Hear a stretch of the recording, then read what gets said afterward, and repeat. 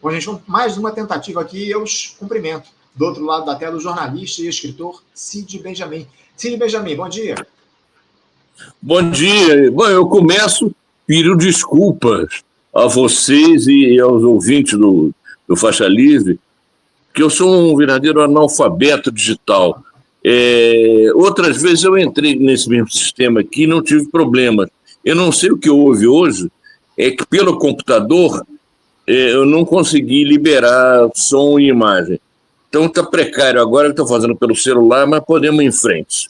Podemos, Cid. Quero agradecer demais o teu esforço aqui, a tua presença com a gente para fazer esse papo sobre os temas importantes da política aqui no nosso país, Cid. Eu já vou adiantar aqui o nosso papo, já estamos quase na metade do nosso tempo para falar um pouco a respeito do governo do presidente Lula. Um governo de ampla aliança, um governo que vai chegando ao final desse terceiro ano, de terceiro mandato, em meio a polêmicas, a questões. Tivemos aí ontem mais esse capítulo da disputa entre o governo e a Câmara, o Congresso Nacional, envolvendo esse PL antifacção, que a gente vai tratar daqui a pouquinho. Foi aprovado o texto lá na Câmara dos Deputados e agora vai ao Senado. Texto muito criticado pelo governo federal diante do que propõe o relator da proposta, o deputado Guilherme Derrite, ele que era secretário de Segurança de São Paulo, foi exonerado pelo Tarcísio de Freitas exclusivamente para assumir a relatoria desse processo num conluio lá com o Hugo Mota, o presidente da Câmara. Enfim, mas o fato é que o governo segue fragilizado perante a Câmara dos Deputados.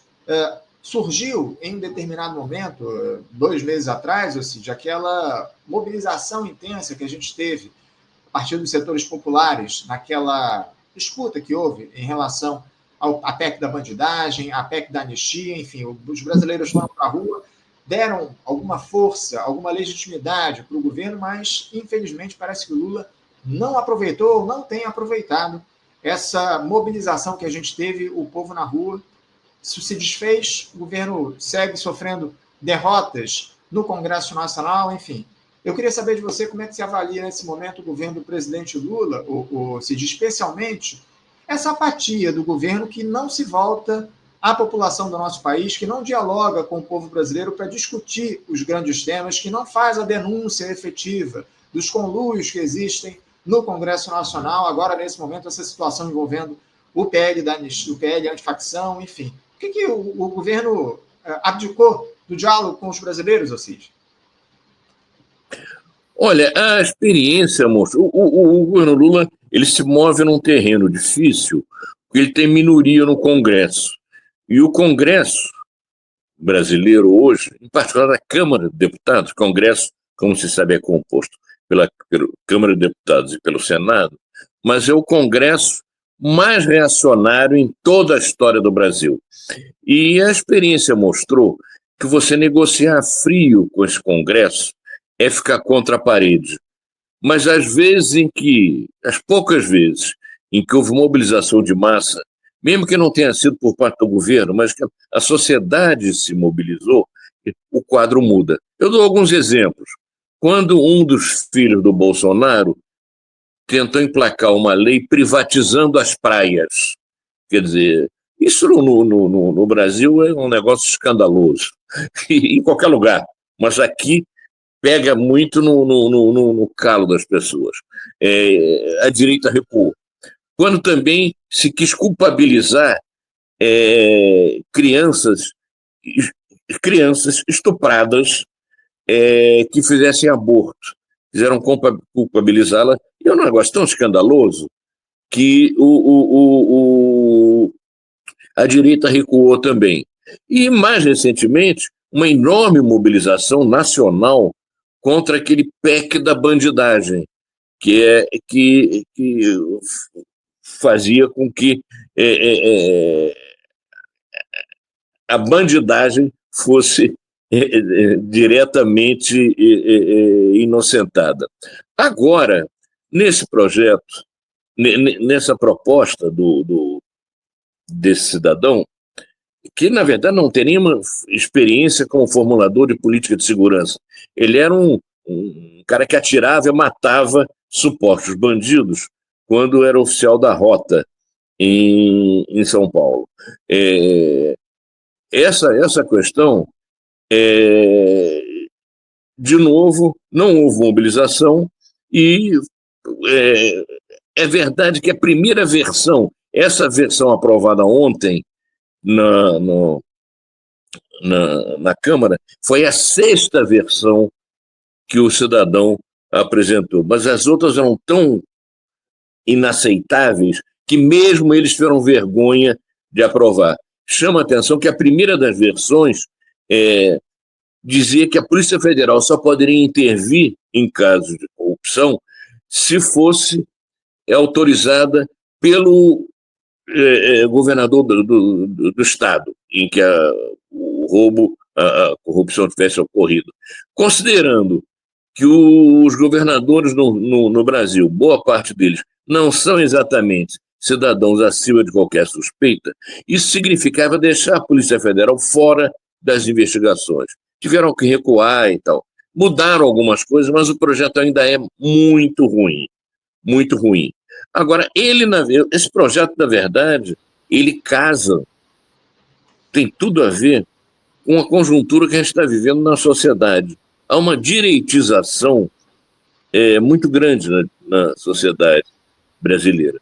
E o governo não tem atuado com vigor para se contrapor a isso.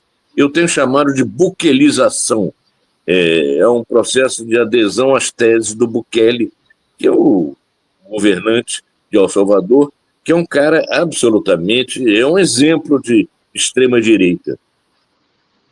E está havendo esse processo na sociedade brasileira, basta ver que a chacina acontecida aqui nos complexos da Penha e do Alemão, onde numa operação policial matam mais de 120 pessoas, e polícia, por princípio, não tem que matar, tem que reprimir o crime prendendo as pessoas, mas nesse processo de buquelização, que é um processo que não atinge só a polícia, é um processo geral na sociedade, e é gravíssimo. Para se ter uma ideia, até mesmo segmentos que não são fascistas acabaram aderindo ao fascismo. Eu dou um exemplo. Fernando Gabeira lutou contra a ditadura, um jornalista muito conhecido, escreveu um livro que ficou muito, vendeu muito, sobre o processo da luta armada, do qual ele foi integrante. Pois bem, o Fernando Gabeira ele teve uma direitização de suas posições muito intensa, é verdade, mas não no sentido do fascismo. Ele foi mais para o neoliberalismo. E ele deu declarações apoiando essa chacina. Depois pediu desculpas, que não era bem assim, mas, na verdade, nunca condenou claramente essa chacina.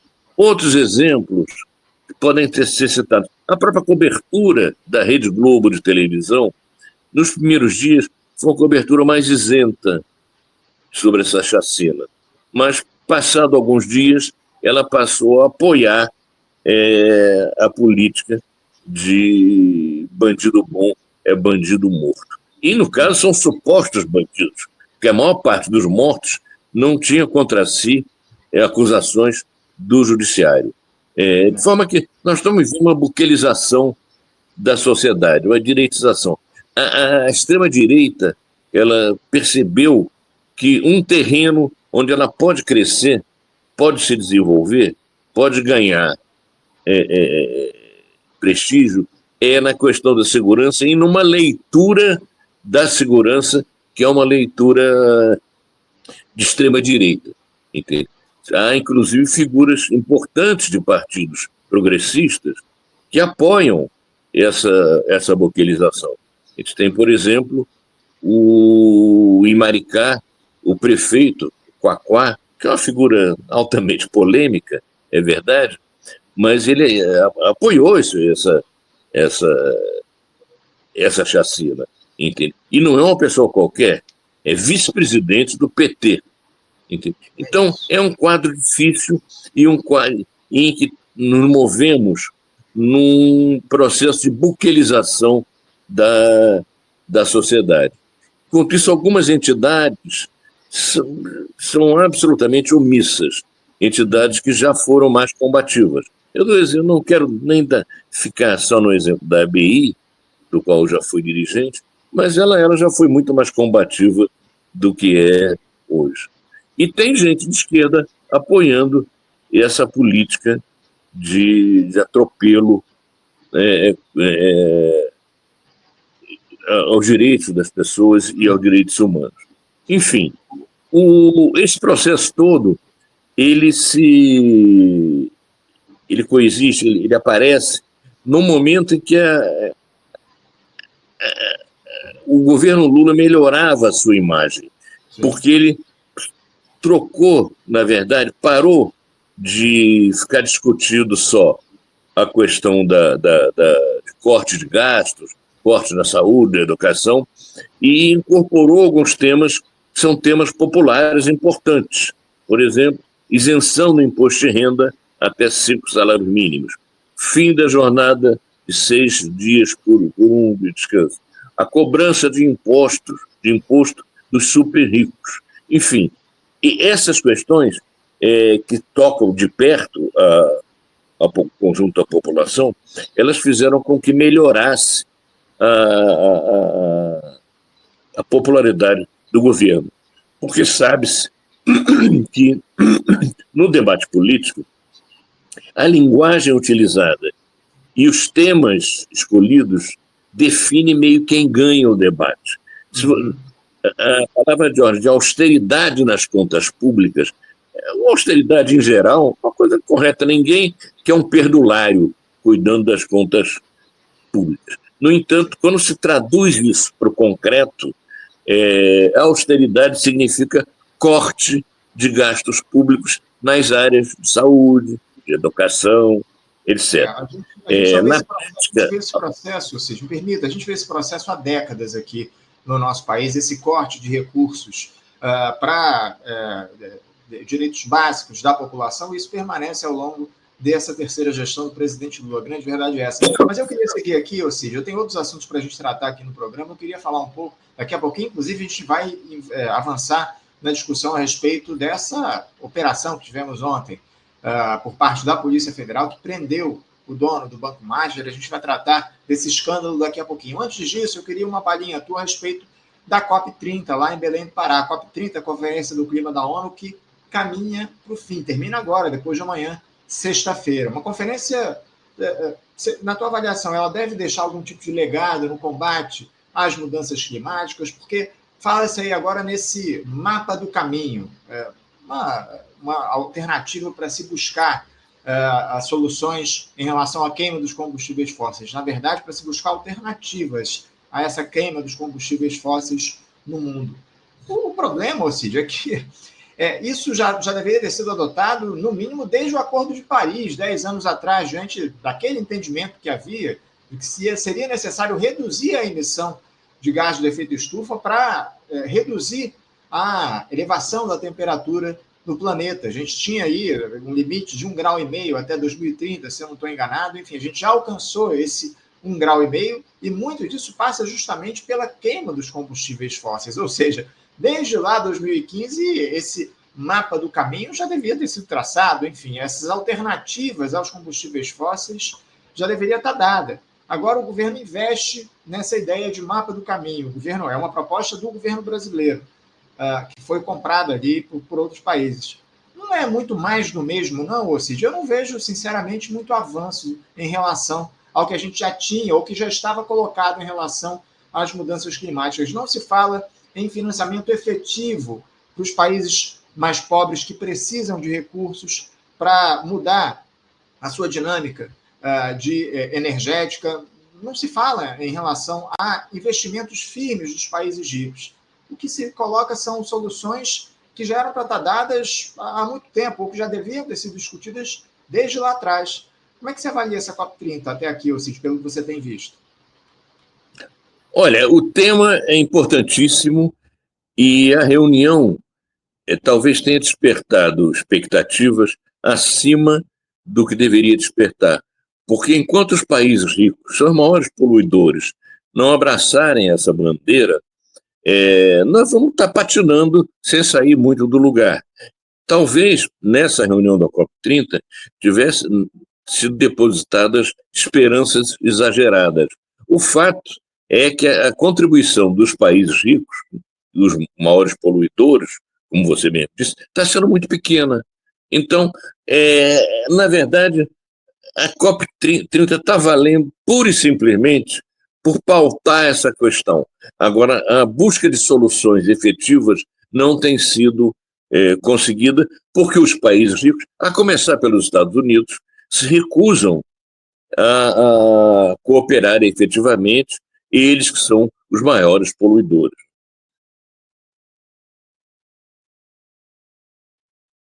É isso, Cid. É o que a gente tem, infelizmente, em relação à COP30. Eu já vou entrar, Cid, nesse tema que eu citei ainda há pouco, envolvendo a prisão do Daniel Vorcaro. Daniel Vorcaro, que é presidente ou dono do Banco Master, ontem, pela Polícia Federal, foi preso quando tentava deixar o país em um jatinho particular. Ia para a Europa e depois, segundo ele, ia para o mundo árabe, enfim, para a Arábia. A investigação ela tem vários tentáculos, essa investigação que a gente teve aí a partir do dia de ontem, e vai atingir cheia a classe política aqui no nosso país, viu, Cid?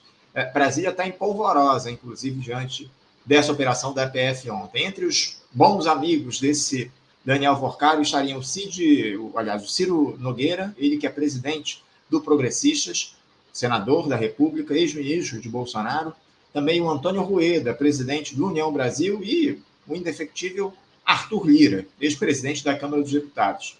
A PF descobriu, Cid, por exemplo, que a cúpula do Banco Master, junto com a do BRB, que é o banco lá de Brasília, fabricaram pelo menos 20 títulos de crédito que nunca existiram para justificar a transferência de 12,2 bilhões de reais do banco do Banco Estatal para o Banco Master, entre janeiro e maio desse ano.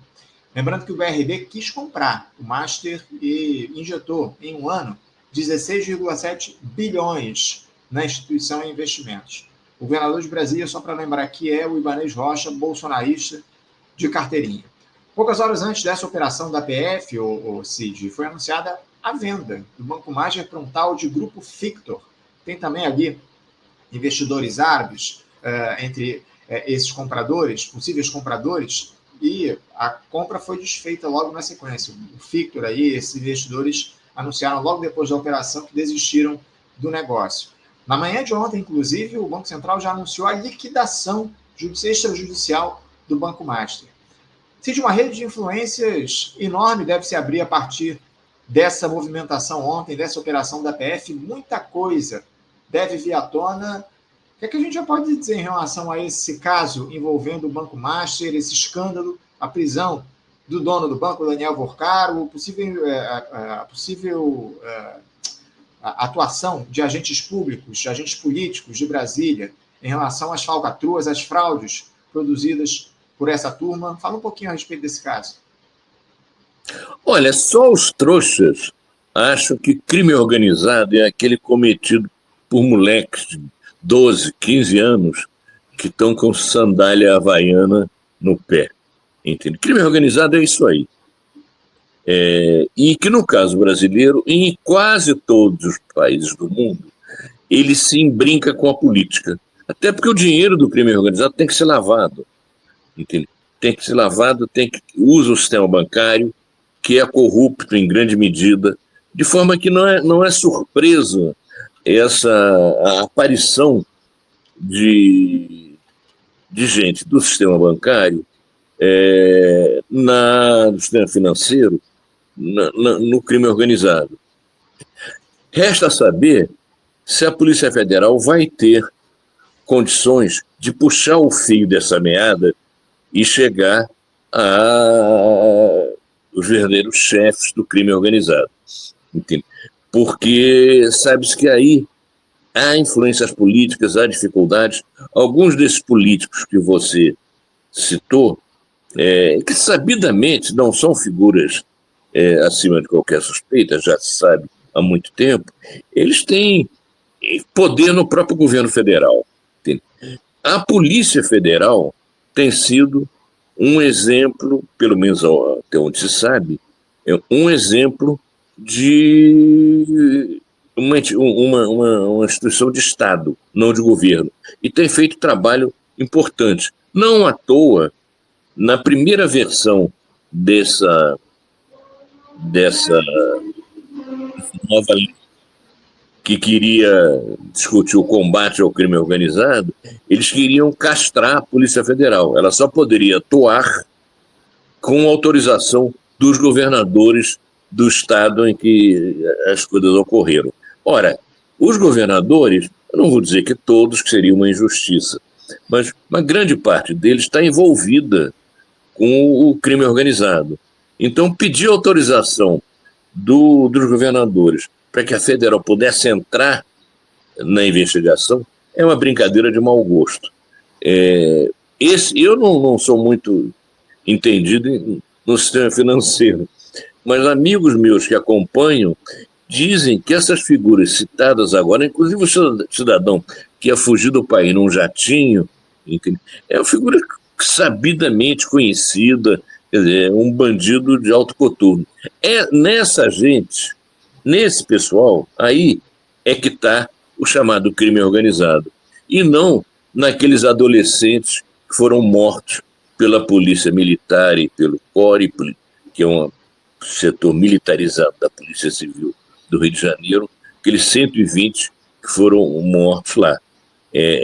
Na verdade, aí está o crime organizado, não está de sandália havaiana.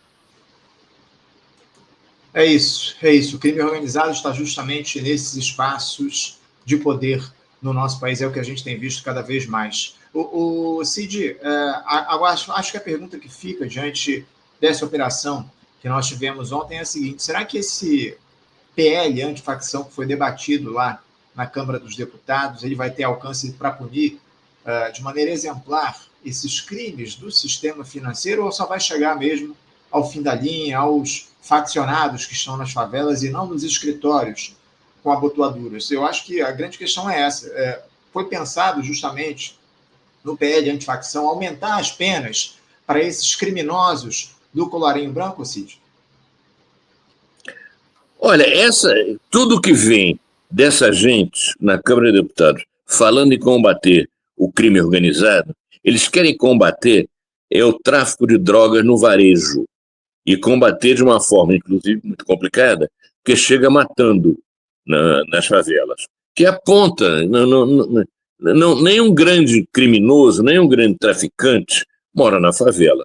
Vamos combinar, né? É uma brincadeira isso. De forma que é possível que algumas figuras ligadas ao crime, efetivamente, não os grandes criminosos, mas sejam afetadas pelas ações policiais. Mas, em geral, os chefes, os caras que efetivamente são financiadores e ganham com o crime organizado, essa gente não mora em favela. Aliás, está com escritórios na Faria Lima, na Avenida Rio Branco, no Rio, enfim, em grandes instituições do capitalismo, em particular no capital financeiro. Entende? Não há crime organizado para valer sem lavagem de dinheiro. Não há lavagem de dinheiro sem cooperação do sistema financeiro. E de forma que evidentemente, a Polícia Federal dá a impressão de trabalhar com seriedade, uma das poucas instituições do país que trabalha com seriedade. Alguma coisa ela vai conseguir pegar aí, apesar das ligações espúrias que essa gente tem com segmentos do governo, tanto governos estaduais como governo federal. Entende? Essas figuras citadas por você são presidentes ou dirigentes importantes de partidos que ora estão no governo, ora estão fora do governo, mas que, por conta da sua fragilidade no Congresso, o próprio governo Lula trata de atrair para o governo, dar cargos, etc, etc. E essa gente tem muita influência. no governo, no Congresso e tal. Alguns acabam irremediavelmente queimados. Aí pode até ser que vão para a cadeia, mas acho não é o que costuma acontecer. De qualquer maneira, eu saúdo qualquer operação que busque crime organizado no sistema financeiro e não no alto de uma favela com moradores de barracos e que ficam de pé no chão ou de sandália havaiana. Cid, diante de tantos episódios envolvendo a classe política, o sistema financeiro envolvidos com o crime organizado de fato aqui no nosso país, será que não está mais do que na hora dos seguidos governos entenderem que essa lógica da velha política precisa ser alterada, essa lógica do toma lá da cá, da entrega de cargos e recursos por votos no Congresso Nacional precisa ser de uma vez por todas encerradas, porque o que a gente percebe é o governo, em maior ou menor medida, se envolvendo com todas essas questões que estão colocadas, esses escândalos de corrupção que surgem, eventualmente produzidos por essa classe política. Não está na hora, de uma vez por todas, de o governo, especialmente agora, a partir dessa gestão do presidente Lula, que se constrói ou que se construiu a partir de uma lógica de mudança do cenário da política, de reconstrução nacional, não está na hora da gente alterar também essa lógica de governabilidade baseada nos acordos de gabinete? Olha, já passou da hora, mas, na verdade, para fazer isso, é preciso uma mudança geral da política do governo, que envolva, inclusive, um processo de mobilização de massa, de politização das questões, de levar esses temas para a sociedade. Se isso não é feito, o governo Lula fica muito fragilizado e começa a buscar sustentação em acordos de gabinetes com essa gente, inclusive dando ministérios, dando cargos, enfim. Então, essas duas possibilidades. Se ele não envereda pela primeira possibilidade e não faz esses acordos que está fazendo, ele vai acabar sofrendo um impeachment. Então, a possibilidade de você enfrentar os problemas reais sem sofrer um impeachment está em ter apoio na rua. Para ter apoio na rua, é preciso que a esquerda como um todo trabalhe mais na mobilização em torno de temas que sejam temas efetivamente significativos para a população, entende? E esteja disposto a comprar briga com os verdadeiros criminosos, que são os de colarinho branco. A música popular brasileira, ela funciona muito como uma crônica do cotidiano. Tem música do Bezerra da Silva, que é um cara que já morreu, um sambista, mas ele tinha uns sambas que tratava muito desse tipo de coisa. Ele diz que se gritar, pega ladrão, não fica um, meu irmão, se gritar, pega ladrão.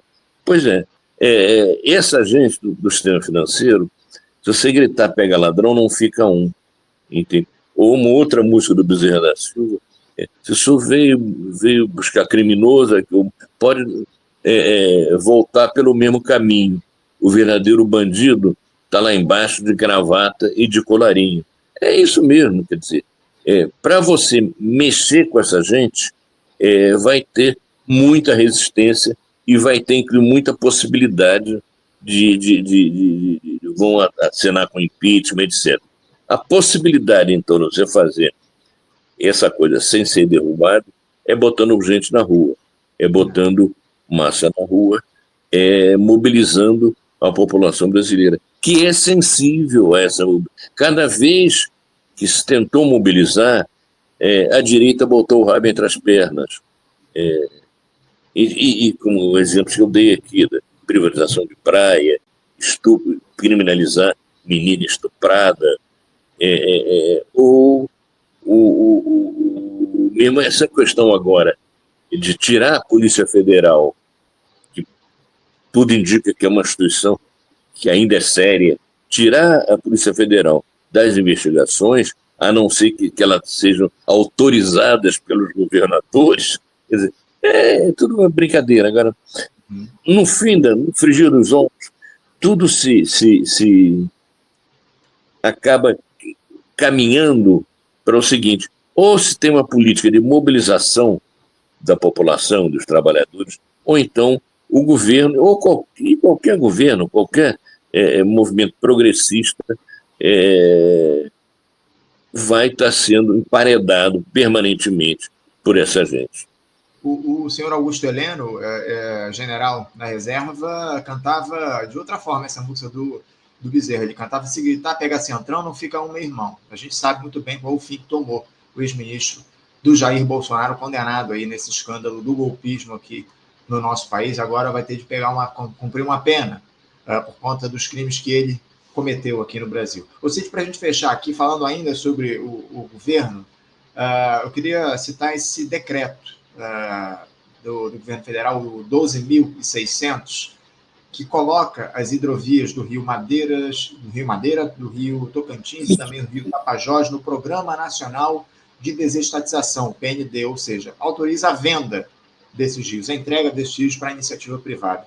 O tema tem provocado muita polêmica diante de uma efetiva privatização dos rios da Amazônia, e o ministro da Secretaria-Geral da Presidência, o Guilherme Boulos, disse que o governo consultaria os povos indígenas localizados ao longo do rio Tapajós para avaliar essa privatização. Mas ele se referiu apenas ao Tapajós. Os demais aí seguiriam no programa de desestatização, nesse programa de privatização. Agora, o Lula quer privatizar os rios da Amazônia, Cid. Esse não era o governo que iria conter a entrega das nossas riquezas, do Estado Nacional? Que história é essa, Cid, querer entregar os rios amazônicos para a iniciativa privada? Olha, eu confesso que eu não entendi bem essa proposta. Pelo que eu entendi, seria uma maluquice total. Ia ter guarita para cobrar pedágio em Rio. É uma coisa, sei lá, eu não entendo muito bem. Como privatização é uma palavra que não saiu de moda, infelizmente, quer dizer, mas eu não entendi bem, e eu tenho a impressão que o pessoal do governo, chamado a explicar isso, também não entendeu muito bem. Entende? Como é que vai ser feita? Cobrança, vai ser como uma estrada privatizada, em que se bota guarita, e cada vez que vier um barco, ele vai ter que encostar ali e pagar uma certa quantidade de dinheiro para poder circular. Não sei, quer dizer, eu estou esperando mais explicações, porque a coisa me parece tão estapafúrdia que eu eu me recuso a dar logo uma opinião definitiva.